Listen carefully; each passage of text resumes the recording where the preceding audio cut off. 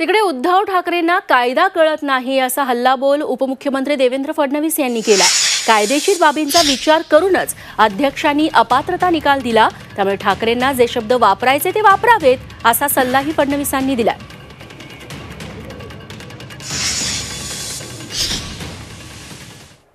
जो मुळामध्ये चुकीचा आहे आणि जो सर्वोच्च न्यायालयामध्ये आम्ही त्याला आव्हान दिलेलं आहे तोच त्यांनी ग्राह्य धरला। म्हणजे निर्णय देताना त्यांचा पायच चुकलेला आहे, डळमळीत आहे आणि हा पूर्णपणे अगदी निर्लज्जपणाचा कळस हा त्यांनी गाठलेला आहे। माझं कायद्याचं ज्ञान तेवढं काही मोठं नाहीये। मला तर असं वाटतं की सर्वोच्च न्यायालयाचा त्यांनी जो अपमान केलेला आहे त्याच्याबद्दल अवमान याचिका दाखल करता येते का हे आम्ही बघणार आहोत, पण मला नाही वाटत अवमान याचिका दाखल करता येत असेल आणि म्हणूनच ते जे काही त्यांना एक प्रोटेक्शन असतं त्याचा त्यांनी आज गैरफायदा घेतलेला आहे। पहिल्यांदा तर यांना कायदा कळत नाही।